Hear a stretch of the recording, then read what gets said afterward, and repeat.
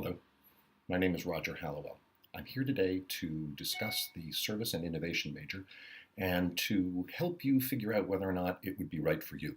This is actually a really important decision. We've had people in the past who chose the service major because they thought it would be entertaining, who quite frankly have not been very happy in it. It's a lot of work and it's pretty focused.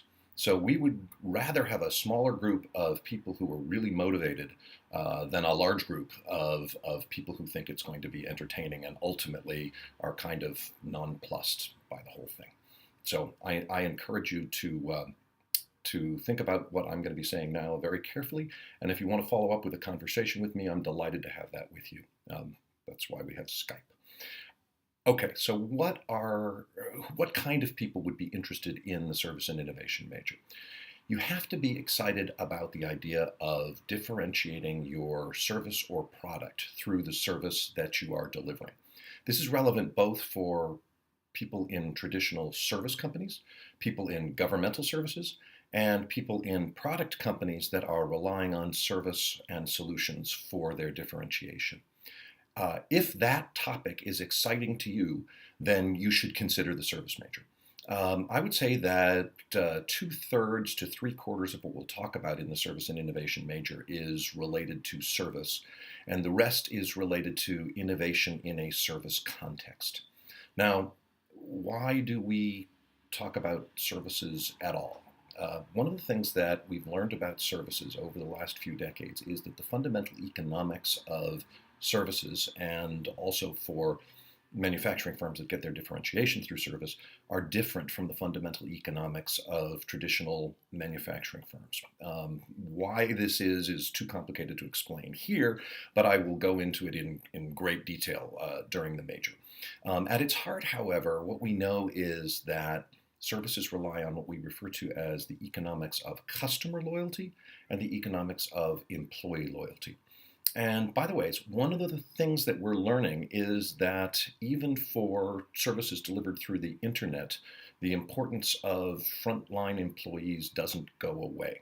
The most successful internet companies that we're seeing are often ones, at least in the service sector, are often ones where the rare occasion where you have to interact with a person, either through email, web chat, a phone call, whatever it happens to be, is where the opportunity for differentiation occurs.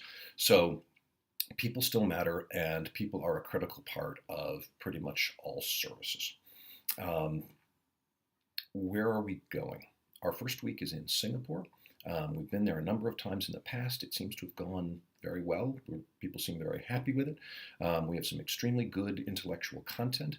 I will be joined by my colleague Joachim Wirtz, who is a professor at the National University of Singapore, and he's also one of the world's leading experts on Singapore Airlines, among a number of other topics, and we will be discussing that. We will be visiting a variety of places in Singapore. I'm in the process of arranging all of that right now, so I don't want to make any promises, but they will be interesting and they will be different.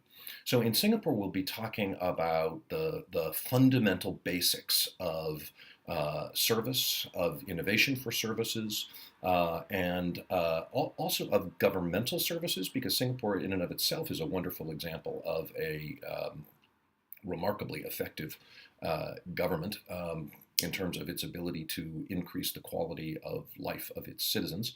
And we'll also be talking about not-for-profit services, and we'll be looking at what for-profit services can learn from not-for-profits and what not-for-profits can learn from for-profits. And we'll take the same approach with governmental services as well. The second week will be in Berlin. And we'll spend more time talking about innovation in Berlin because there are so many innovative companies near there.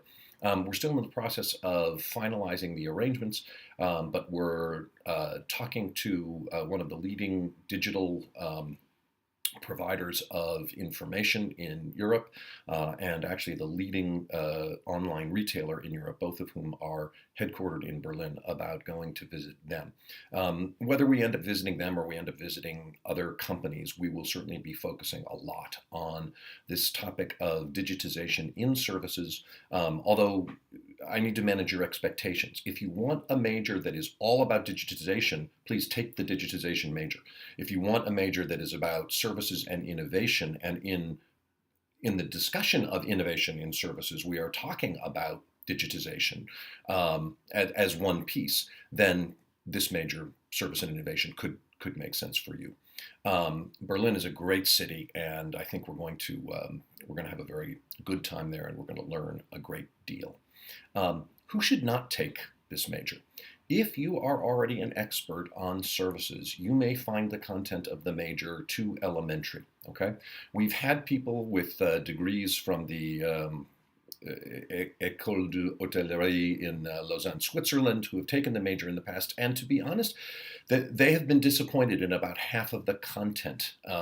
So again, if you're an expert, okay, you're not going to get enough out of this. It's not worth your time.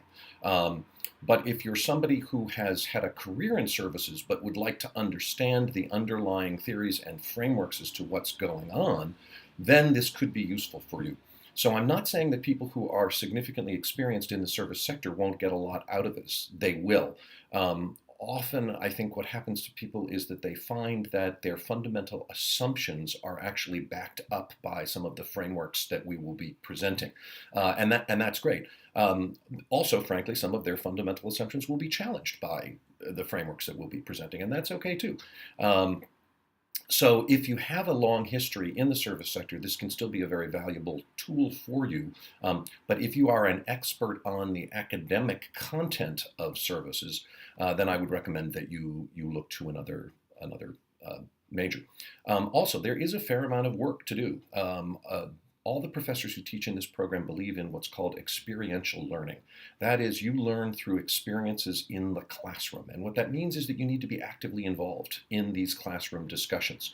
So if you want a major where you can sort of chill out and relax and kick back, that's great. I got an MBA myself, and there were times when I wanted classes like that, and I get it. Wonderful, but don't sign up for the service major, because you won't get very much out of it. If you are prepared to be prepared for class, to come and to contribute to your own learning and to your colleagues' learning, and to be in discussions that are facilitated by pretty skillful people like Joachim, then that should go very well. I'll be joined in Berlin by Philippe Krenzer. Philippe is a former general manager of the Hôtel du Crillon in Paris, and he understands hospitality better than just about anyone on the face of the planet. And he'll be talking a lot about hospitality, and he'll be talking about how that relates to other services. So it won't strictly be hospitality for the sake of hospitality. It'll be what can we learn from one industry that can be transferred to a whole variety of other industries. I think that's pretty much what I can tell you at this point. Again, I'm happy to have follow-up conversations with anyone who would like to. Often these are things that are better done over the telephone or over Skype than via the internet. That being said, feel free to send me an email and say that you'd like to have a conversation, and we can find a time that works for both of us. My email address is my last name, Hallowell, Hallowell, @hsc.fr. Thank you for taking the time to listen to this video. Again, I'm happy to speak with anybody who'd like to speak with me, and I look forward to seeing some of you in both Singapore and Berlin. Bye-bye now.